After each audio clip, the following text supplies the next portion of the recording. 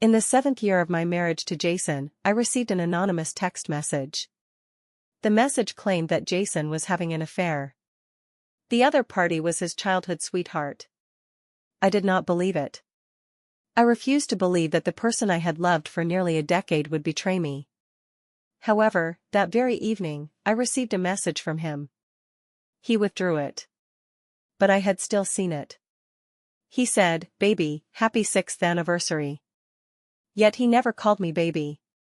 And we were not in our 6th year. Upon seeing the message, I felt as if I had fallen into an icy abyss. I just stared at the other party withdrew a message notification, dazed and stunned. I vaguely thought that I had misread it. But the withdrawal reminder was glaringly there. I suddenly recalled the anonymous message I had received that day.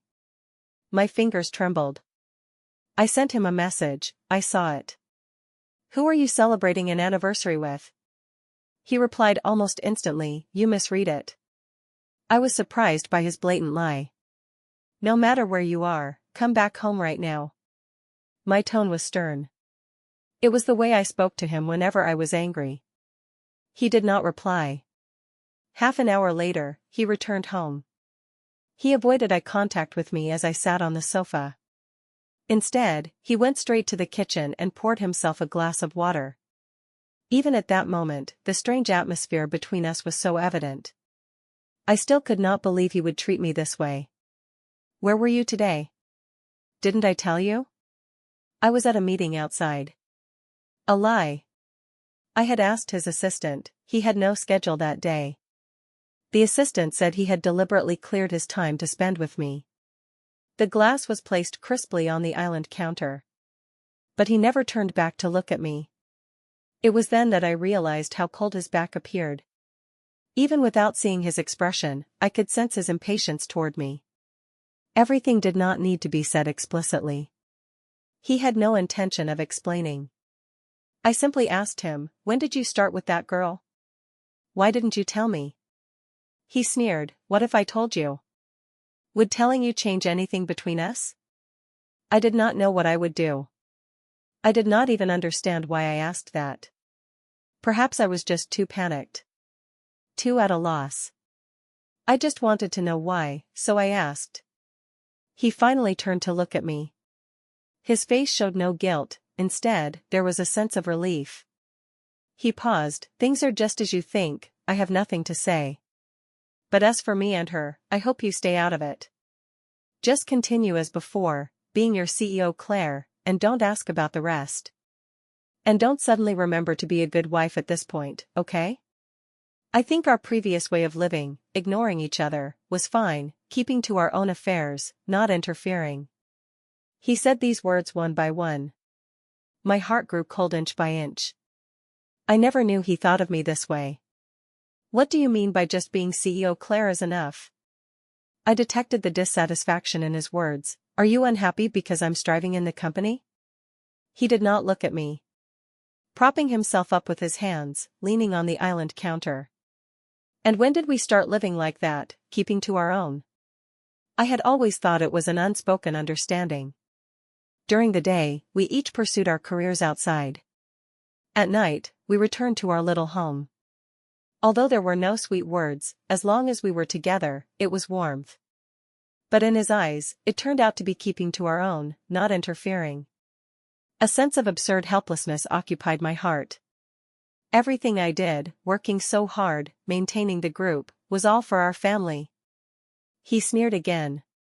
"Claire, don't take yourself too seriously.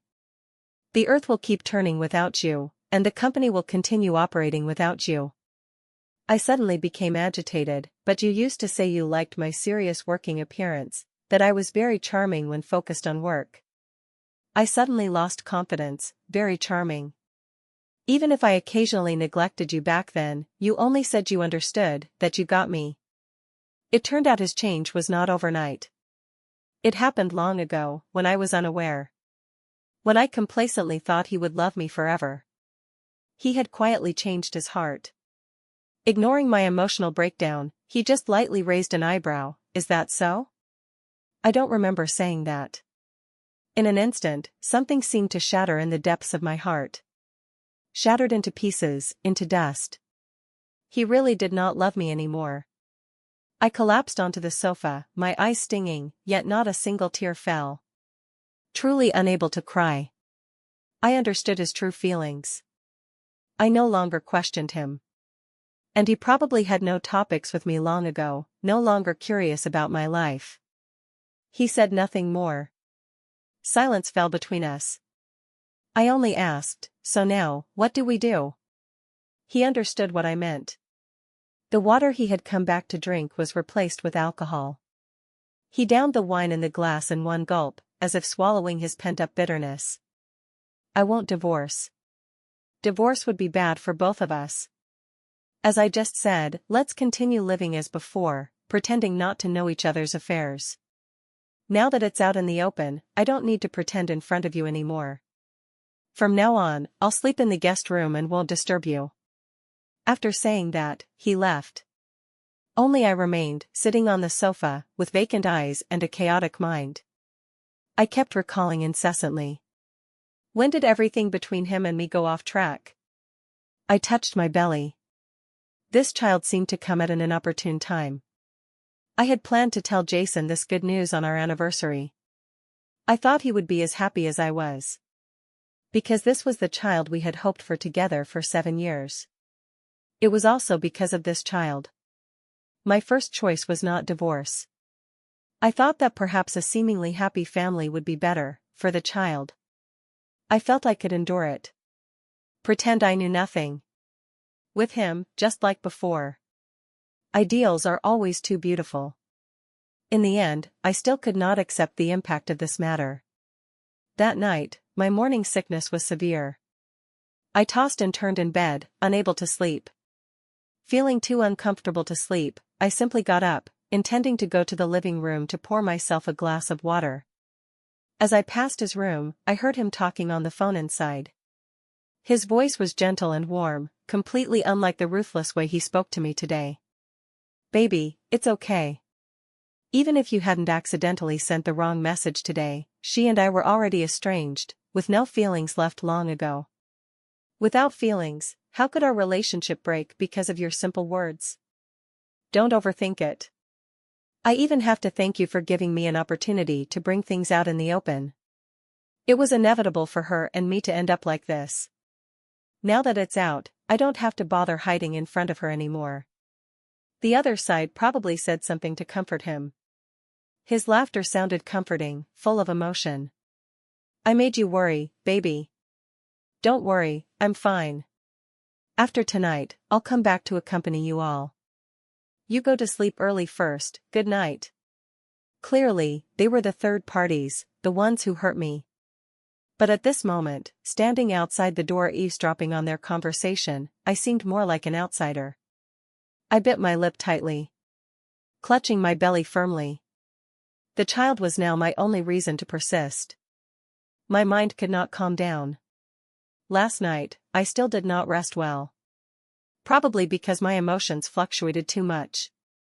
My body felt very uncomfortable. I worried that the child would be affected by me. The next morning, I went to the hospital for a checkup. The doctor looked at my report. "There's no problem, it's your first pregnancy, and you're too tense. During pregnancy, hormone levels fluctuate greatly, and palpitations are normal. The baby and you are both healthy, just relax your mindset." The child was fine, and I breathed a sigh of relief. I walked out of the hospital reassured. I had not been happy for long about the news that the child was safe when my phone received a friend request. The note on the request interface was Sophie, a name I was not very familiar with. But in the reason for adding below, it was as if afraid I did not know who she was. "Hello, I'm Sophie, Jason's lover. Do you love my husband that much? My husband has been married to you for 7 years, but he's been with me for 6 years. You know now, yet you still don't choose to separate from him, and you can endure it?" I suddenly realized. The message Jason withdrew was not accidentally sent to me as she said. She did it on purpose. Probably after being the mistress for 6 years, she could not continue. She really wanted an official title. Perhaps worried I would not add her, she said everything she wanted in the adding reason at once. The words in the message box continued to enter my eyes. But holding on to him is useless, his heart only has me. He told me he lost feelings for you long ago. He's still with you now only because he has no choice. No, my previous statement isn't accurate enough. His heart only has me and his child. Right, our child is already 5 years old, and upon seeing you, he can already call you auntie. The word child froze in my eyes. It was like an invisible slap in the face. Mocking my self-righteous persistence. I recalled the past 7 years. To conceive a child and give us a complete family. After natural conception failed, I tried every method, but none worked. Seeing no results, my mindset became negative. At that time, he comforted me. He said he did not mind not having children. As long as I was always by his side. I was deeply moved then. The person who said he did not care had a 5-year-old illegitimate child outside. No wonder he did not care. It turned out his fatherly love had long been given to someone else. If he and I really had a child, he probably would not care much either. The child we had wanted for 7 years without success. Unexpectedly, last time, after a drunken passion. It unexpectedly brought this surprise. The report in my hand was crumpled by my grip. I touched my belly, inside was an embryo less than 3 months old. Their child was 5 years old. Including pregnancy, 6 years. 6 years, occupying more than half of the time he and I had known each other. That was a long period. For so long, I had never suspected him. He had not shown a single flaw. If not for Sophie deliberately exposing it this time. Even if that anonymous message said it so clearly, I still would not have believed it. I would have continued to indulge in the happy and complete illusion I wove for myself. Suddenly, my stomach felt a violent surge. Uncontrollable physiological nausea, vomiting. It turned out that when he was with me, the true heart beneath his gentle smiling face, I had never understood. Or perhaps, toward me, he never had a true heart. My vision blackened, and I staggered, about to fall. A nurse at the hospital entrance saw my abnormal emotions. She quickly came over to support me. Seeing the pregnancy test report in my hand, she nervously asked, "Is your morning sickness too severe?" She helped me walk into the hospital and sit down. "I'll go pour you a glass of water, rinsing your mouth might make you feel better." When she turned to leave, I stopped her. My eyes, filled with bloodshot veins, showed an unprecedented determination. "Nurse, please help me schedule an abortion procedure. Keeping this child was because I loved him. Even if his father's feelings for this family had become impure. But because he had my blood, nurtured by my life. So I loved him. So I could keep him.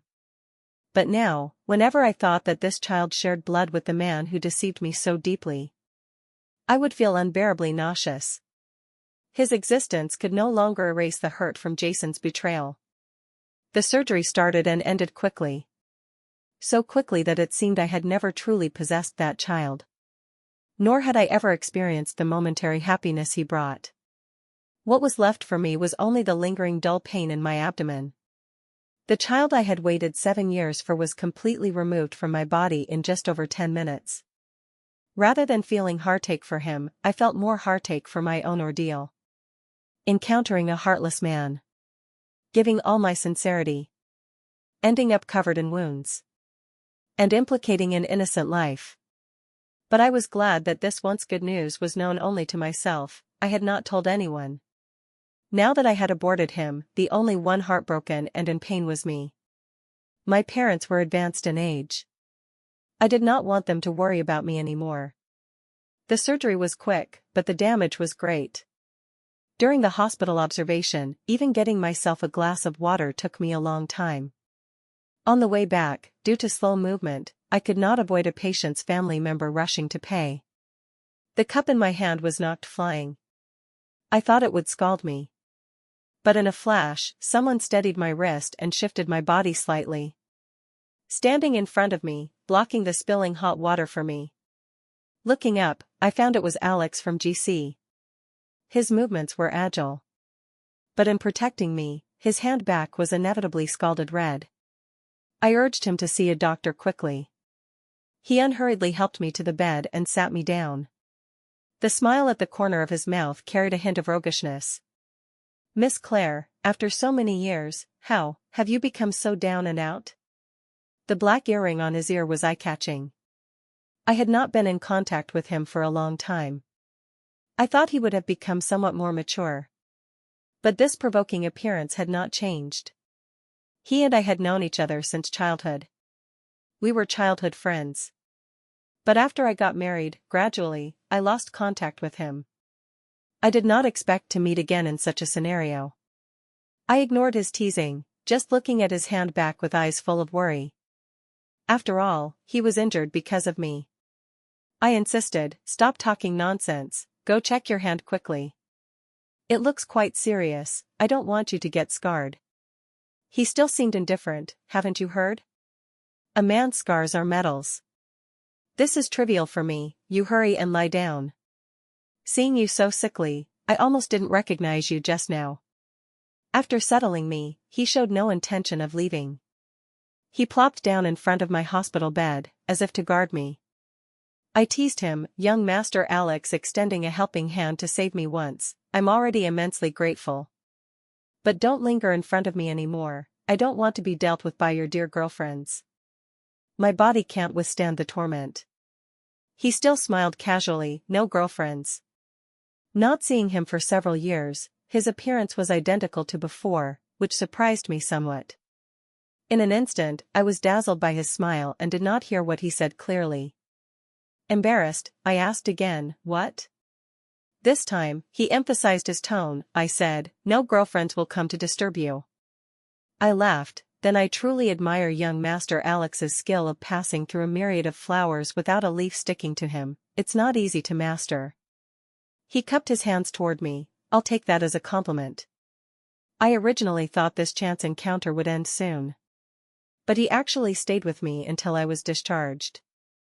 I felt embarrassed and had no reason to accept his favor. I found many excuses to make him leave. But he only said, "This young master isn't seeking repayment, this is purely out of kindness." In the end, I stopped trying to drive him away. I let him accompany me until discharge. On the day of discharge, he came early to pick me up.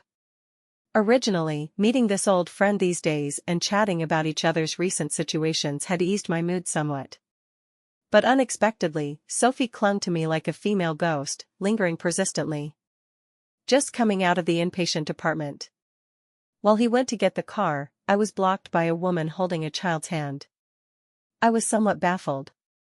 I even politely made way for her. But she did not take the path I made. Instead, she stood in front of me. Upon closer look, I realized the person in front seemed somewhat familiar. Looking closely, it seemed I had seen her at Jason and my wedding. The words "the affair partner is his childhood sweetheart" surfaced in my mind again. So, Jason's lover outside was her?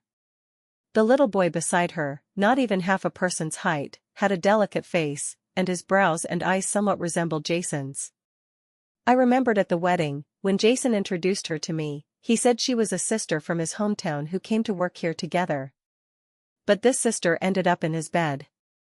The instant I recognized her, my face turned cold. She also noticed my change. Her face, holding a smile, smugly shook her son's hand. "Son, be good, call Auntie." This child was probably ill. At that moment, his face was pale, his body frail. Before speaking, he could not help coughing twice. His voice was as faint as a mosquito's buzz. I did not hear what he said at all. I had no intention of entanglement.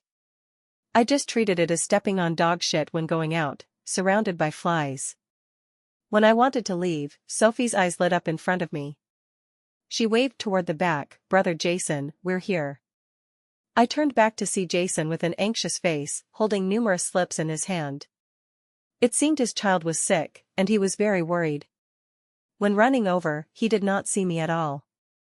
It was Sophie who signaled him with her eyes. Only then did he see me. Upon seeing me, his face changed abruptly.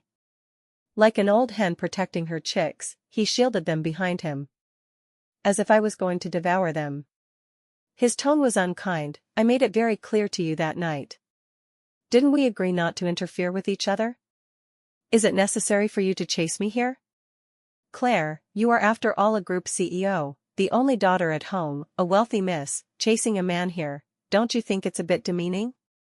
Not only attracting flies, now bitten inexplicably by a mad dog on the roadside. What, is the hospital your home? Only you are allowed to come, not me? I did not want to get angry with him, lest it affect my recuperation. Just as I was about to leave, someone suddenly put an arm around my shoulders from behind. It was Alex. I wanted to leave, but forgot that he was someone who eagerly joined in for fun. His voice carried laziness. You can't say that, we and you are not on the same level, we don't dare compare with you at all.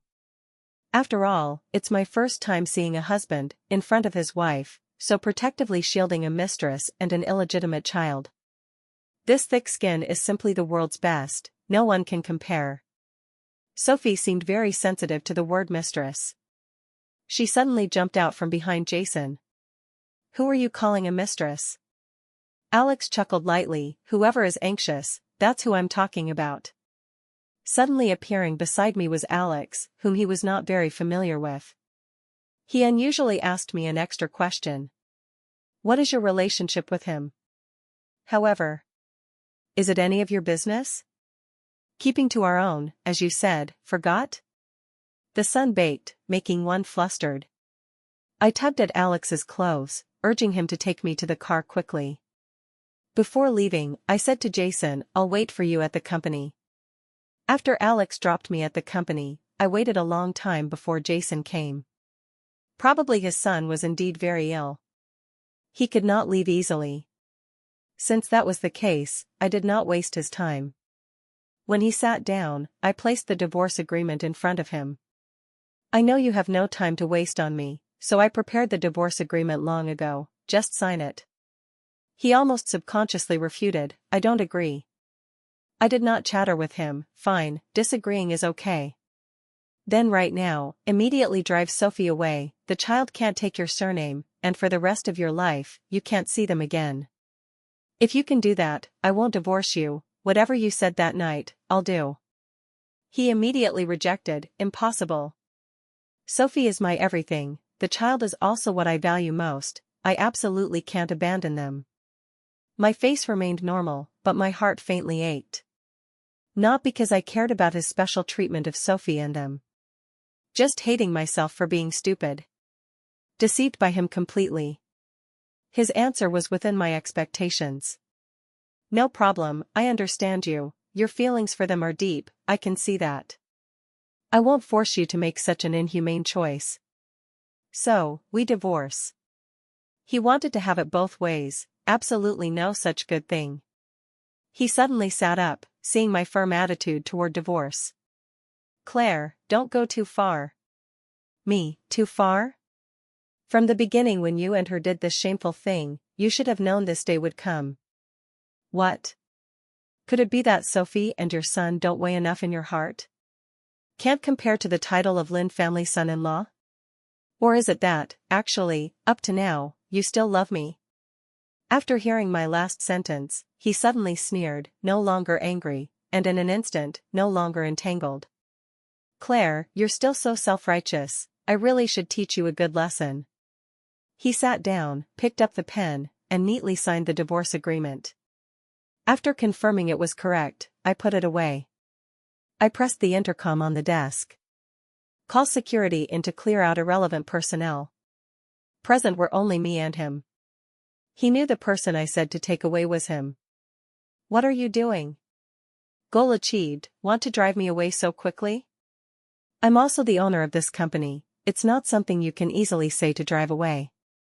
Seeing his confused appearance, I felt I still had the obligation to explain clearly to him. Fortunately, I had made full preparations. I took out a yellowed old agreement from the folder. At the end, there was his unfaded signature. What can withstand the test of time has never been the human heart. This was the prenuptial agreement he and I signed. It could be considered proof of his sincerity when he married me. The agreement stated that if our marriage broke down but it was an amicable separation, the jointly held property over these years would be split half with him. But if it was due to one party's fault leading to divorce, then the faulty party would leave with nothing. The agreement is written clearly. If you forgot, take a good look again. Black and white, I won't let you suffer a loss. His pupils contracted sharply, his surprised look as if he really forgot about this. No wonder he so easily abandoned his original intentions. I was not idle during these 2 days in the hospital. The house we lived in before, I've sold it, but since it was your own down payment, I'll give you half of the sale money. 6 million, of which 3 million is yours. 3 million was 3 times his down payment. He actually did not deserve that much. I gave it to him only because I did not want our 7 years to seem meaningless. Ending with 3 million sounded at least better. He was extremely angry at my unauthorized actions. Claire, I didn't see that you were such a ruthless person. Doing these things without consulting me is one thing, but you want to dismiss me with 3 million? Affection? I found it laughable. Before saying that, ask yourself if you've ever shown any affection. If the child was still there, perhaps I would. But he was gone early. When I lost the child, Jason was busy being someone else's father. Don't waste time here, I see you're still unclear about the situation. The house you gave Sophie to live in was also bought with our joint property. Now that you've signed the divorce agreement, I've already had it reasonably reclaimed. Hurry and check on your wife and child who have been driven out. Lest they be too heartbroken, or wandering the streets, something bad happens. His eyes almost bulged out. He pointed angrily at me. If I had known you were so cold-blooded and heartless, I wouldn't have married you in the first place. Nor wasted 7 years on you. I thought the same. But no one can go back to the past. Didn't you already say that? In my eyes, there's only career, the company. I'm a thorough businessman, only knowing to be CEO Claire. Since that's the case, of course, I only care about my interests. Protecting my legal rights is beyond reproach.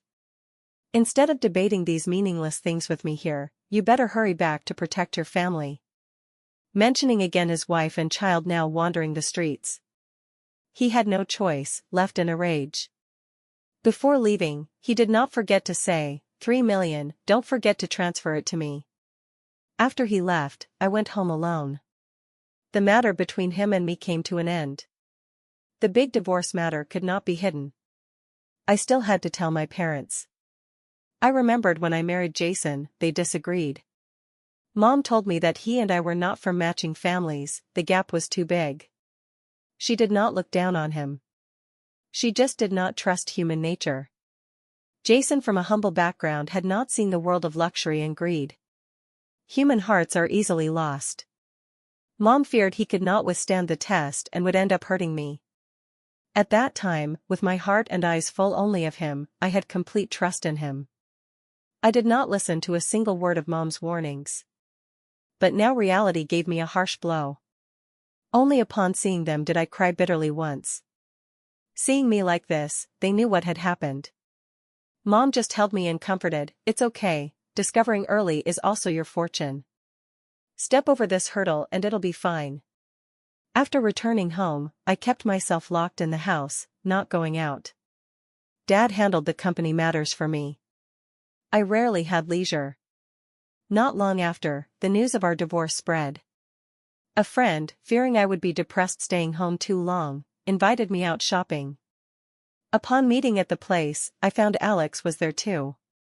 The friend said it was a chance encounter with him. He heard you divorced and said he wants to connect feelings with you. I just smiled it off. Thinking to take the opportunity, I could properly thank Alex for his previous help. Hiking is so big, but enemies inevitably meet on a narrow road. While accompanying the friend to try clothes, I encountered Sophie again. I glanced at her. She was now very different from last time. Dressed head to toe in designer brands. Her outfit was nearly 100,000. I wondered if Jason, who took $3 million from me, still had enough money to spend now. I did not want direct contact with her. Thinking of her and Jason's affair made me feel disgusted. But she always spotted me. Upon seeing me, her face was full of pride. On the day Jason and I divorced, after she knew, she sent me a message. She said she won. Perhaps she won, but I did not lose. Getting away from a scumbag hurts, but it would never be a failed experience. More importantly, the person she cared about, I no longer cared for. Things I do not care about, just throw away. I signaled my friend with my eyes. I wanted to leave from here. Breathing the same air as her made me feel polluted. But Alex gently pressed against my waist, not letting me go. I could only watch her walk toward me. Sorry, Miss Claire, I know you're quite upset about the divorce, but I still want to tell you good news. Brother Jason and I are getting married soon. I'm about to become his wife. I had not spoken yet when Alex beside me laughed first. A fickle stinking man marrying you in a second marriage, what kind of good news is that? Who cares? Whether he marries a pig or a dog, I think nothing is as real as money. For the woman I like, I can buy out everything in this store. Saying that, he deliberately paused, as if seriously thinking. Jason probably could before, but after leaving the Lynn family, I guess he can't anymore.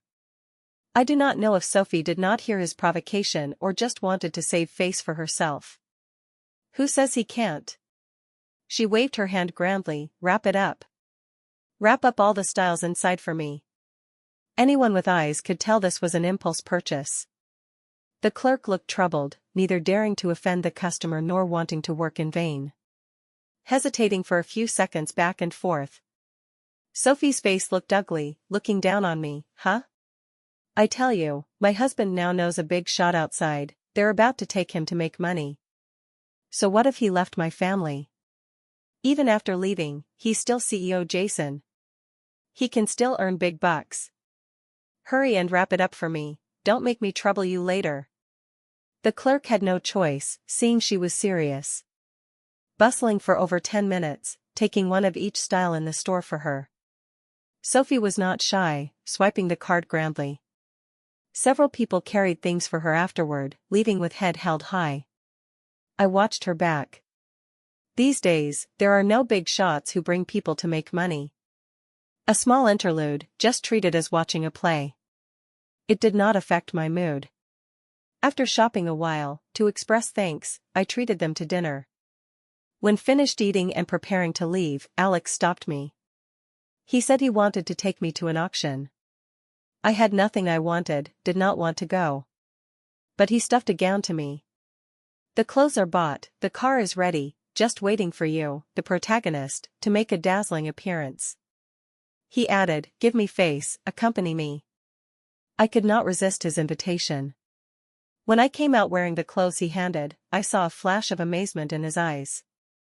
I knew I didn't choose wrong. Miss Claire accompanying me tonight really lets me bask in the glory. Being able to attend an event with CEO Alex is my honor, afraid it will arouse jealousy from a crowd of beauties. Alex had many scandalous news, no wonder I said that. He used to be a rule-abiding noble young master, though I do not know why he became so dissolute these years. But this was his private matter, I had no intention to inquire. Maintaining respect. Just like in the hospital, he never asked what happened to me. He took my hand. Slowly entering the venue, whoever dares say a no to you, my GC will be the first not to let him off. The auction proceeded orderly. I watched with lack of interest. Until he spent more than double the price, bidding high for a bracelet. CEO Alex is indeed wealthy and generous, extraordinary in spending. I wonder which beauty can make CEO Alex spend so lavishly. He did not speak, just smiled. Having bought what he liked, he took me away from the auction venue. When getting in the car, that colorful, sparkling bracelet was put on me by him. Of course, only you. I was slightly stunned. I felt I did not deserve this treatment. When I wanted to take it off and give it to him, he stopped me. If you don't want it, I'll throw it away, I don't lack this bit of money anyway. Giving it to you isn't for anything else, just that next, I want to discuss a cooperation with you, sending a gift as a gesture. He said it frankly, if I refused again, it would seem I was making a fuss. Thinking since it's cooperation, later return something similar to him would be fine. I did not take it off again. While driving past a casino near the auction venue, at the entrance, I saw Jason and Sophie's figures. The two were arm in arm, chatting and laughing with a middle-aged man in front of them. Probably I stared too long. Alex noticed my gaze and said in my ear, "This is the big shot he knows, actually just a gambling tout. Once those two go in, they won't come out without going bankrupt." I turned back to look at him. "How do you know?" Alex, of course know everything. After saying that, seeing I was still looking in Jason's direction, he asked me, "Heartache?" "How could it be?" "It's not my money, I'm just wondering how my eyesight is so poor, falling for a scumbag, and even a gambling scumbag." A light laugh came to my ear. "It is a bit poor, but choose well in the future." Not wanting to talk about Jason anymore, I asked him to talk about the cooperation. But he told me to find him early tomorrow. "Afraid you'll refuse, give you and this bracelet more time, when you fall in love with it, you'll hesitate when refusing me." The next morning, I arrived at GC Group as agreed to find him. He was dressed particularly spirited today, appearing even more handsome. "Have a date later?" He placed a cup of warm water in front of me. "No, specially dressed for you to see, hoping to please you a bit, give you another reason you can't refuse." I was somewhat puzzled, what cooperation, so afraid I'll refuse. I listened quietly as he said, "Merger. I want to merge your company under my name with GC, let GC protect it." I smiled gently, "No need, I can protect it myself." No wonder he laid such long groundwork. He knew I would definitely refuse. But his expression did not show much frustration. Instead, he continued, "I knew you have guts. Since you won't come to me, I'll go to you." "What do you mean?" He stared at me unblinkingly. His gaze suddenly became somewhat complex. "I'll marry you. Marry into your family. Okay?" The topic shifted too fast. I could not accept it for a moment. Weren't we talking about work? "This is work," he affirmed. "Be my nominal wife, my shield, you know, I'm quite popular." In the days not in contact with him, the most news I heard about him was the speed he changed girlfriends. "Those I'm willing to play with are fine, but some people come up, I really don't want to deal with. Just help me with this, be my nominal couple, help me solve these troubles, okay?" I did not think he was fanciful. After all, I had just experienced a heart-wrenching betrayal. "But I just divorced, your reputation already needs correction urgently. Marrying a recently divorced woman, afraid your reputation will be worse." He waved indifferently, "My reputation is already irredeemably bad. So many people chasing you, just pick one casually, why choose me?" He sat up straight, "You know my behavior outside, dating me is fine, but really marrying me, none are willing. Now you and I can be considered fellow sufferers. You're my only lifeline. I beg you, take me in." He slyly bowed in front of me. I was amused by him and laughed. "Don't joke." "Who said I'm joking?" "I'm serious." The joking expression on his face instantly retracted. It left me somewhat at a loss. When I did not know how to answer, my phone rang. The assistant's voice was anxious. "Jason is looking for you. I said you're not here, he doesn't believe, now causing a big commotion at the company, can't persuade or drive away, been noisy for a long time, hurry over and see." The situation here seemed more urgent. The words the assistant said on the phone were also heard by him. Just as I wanted to say goodbye and leave, he said again, "Now there's one more reason, you help me, I can also help you, thoroughly drive away your ex-husband." I hesitated for a moment, with a slight loosening. "I'll consider it." When I rushed to the company, many people were gathered in front, a mess. I had security take him to my office. Just arriving at the office, door closed. Before I said a word, he plopped down on his knees in front of me. Claire, help me. Alex was right. He entered that casino. Not only gambled to bankruptcy, but also owed tens of millions. I don't know why things turned out this way. I just thought if I lost, I could definitely win back. Borrowed money a few more times. When I sobered up, I owed tens of millions. Claire, you know I'm penniless now. I can't pay back this money.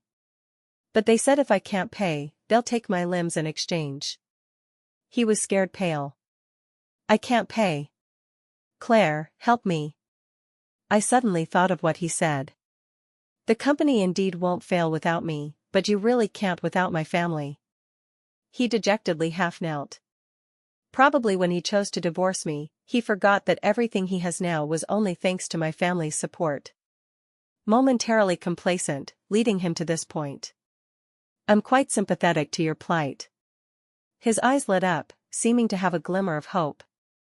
But your previous choice was clear. Even if you kneel until your knees rot, talk until hoarse, I won't save you. Because it's too late. But he persisted relentlessly. Kneeling and crawling to me, grabbing my hem, begging bitterly. Tears slid from the corners of his eyes again and again. Claire, I beg you, give me another chance. Before, I was confused, hadn't seen my heart clearly. Now I understand. The person I need most has always been you. I chose wrong, please forgive me. I really know I was wrong. He did not really know he was wrong. He just knew the taste of having no money. Knew that without me, he was nothing. He solemnly promised, I'll do as you said before, drive away Sophie, not recognize this child, as long as you give me another chance. He spoke with emotion, words full of true feelings. But if I were deceived by him again, I'd be utterly stupid. I thought, if I were in his life or death situation, I'd probably speak even more movingly. Now, I just found him ugly and noisy. Suddenly, I felt that finding someone to block him for me was pretty good. He cried beside me. I ignored him and picked up my phone, messaging Alex. I agree to your cooperation. But the current Jason would not easily leave from here. Entangled by him until I lost patience, I casually promised him, fine, I can give you a chance, but you need to show me your sincerity. You know, you have no trust left with me. I dare not bet just on your words. He nodded frantically. The expression on his face had a relief of achieving his goal. He was smart. I did not need to say explicitly. He also knew what I meant. After my words, he hurriedly left. I asked Alex, when to announce our marriage news. Up to you, any time for me. Then tomorrow. I thought Jason was quite anxious. Quickly give him a definite reply. It must be what he hopes. After setting the time with Alex, I sent Jason a message.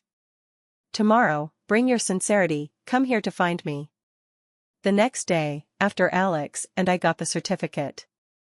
Heading to the address I sent him, in the car, I saw him with Sophie looking around at the entrance.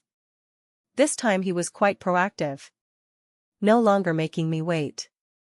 I walked over. Upon seeing me, his excited expression seemed as if he wanted to devour me raw.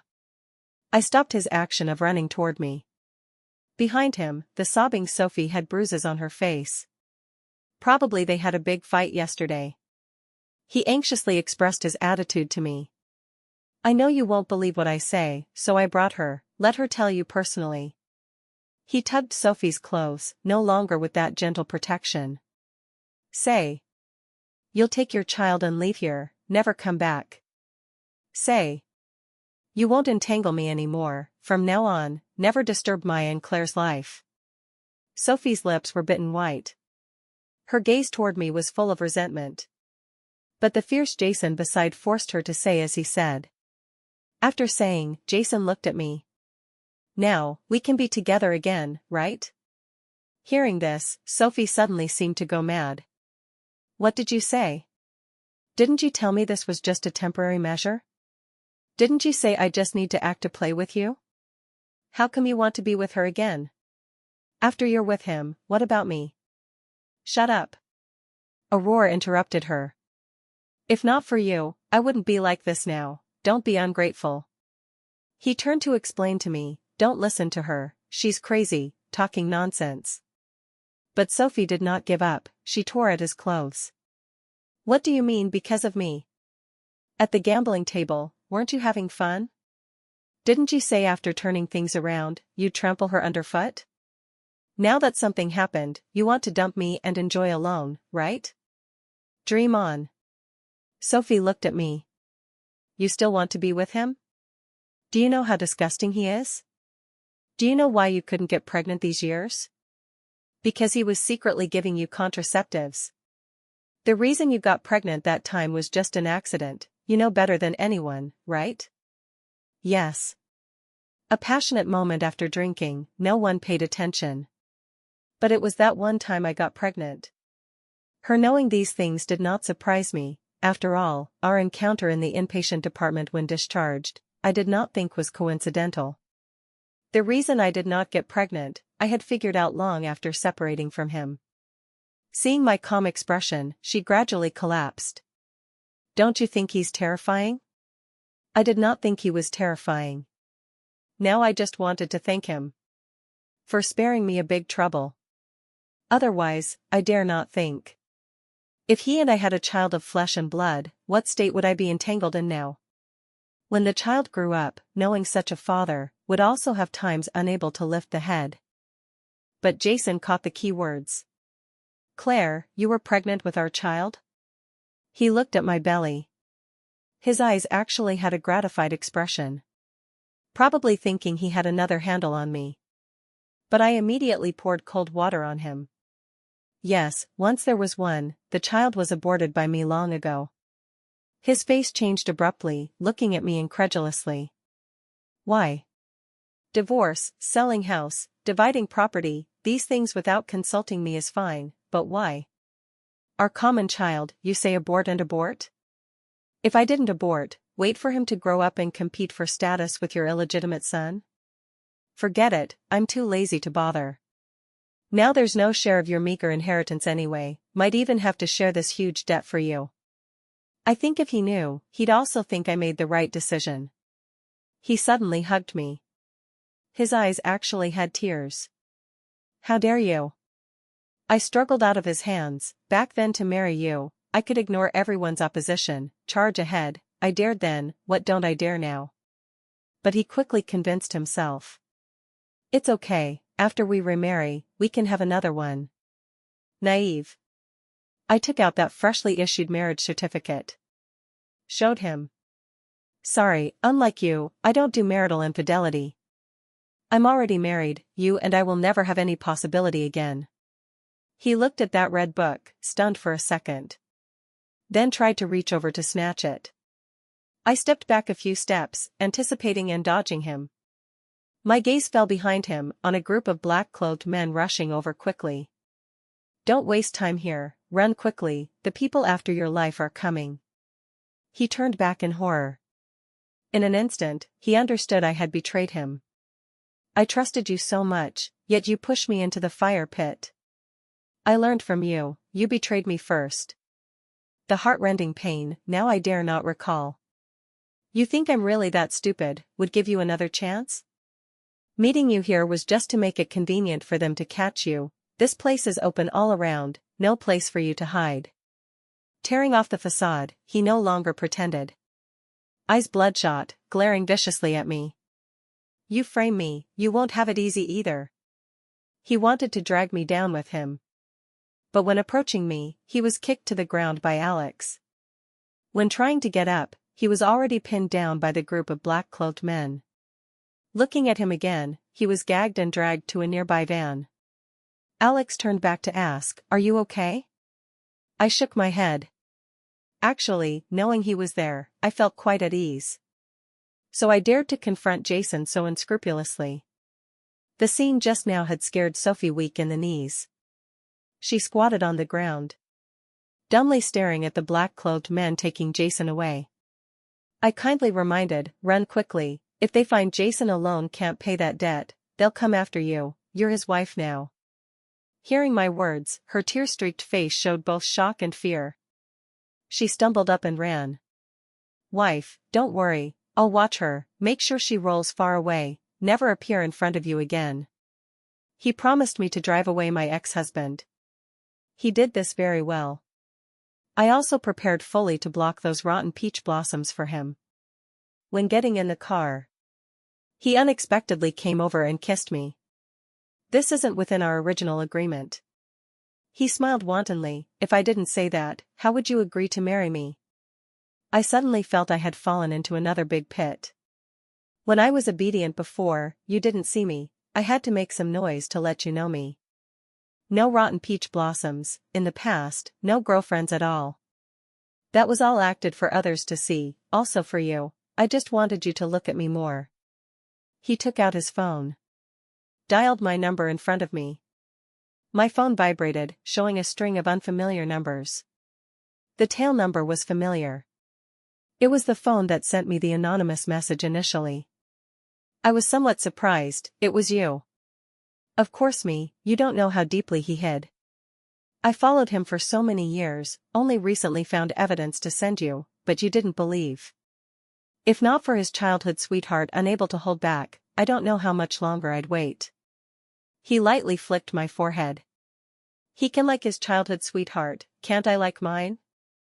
His expression serious, his eyes with undisguised love. I've liked you for a long time, Claire. I've also waited for you a long time. After saying, he held the back of my head, deeply kissing my lips. The tender and lingering kiss made my ears hot. I seemed to feel that long-lost heartbeat. He released me. The smile at his mouth was sweet. Wife, waited for you so long, this time together, never separate, okay? The long-lost deep affection made me somewhat dizzy. Looking at his handsome brows and eyes, I smiled knowingly, depends on your performance. He raised his hand, in oath pose, guaranteed to satisfy the leader.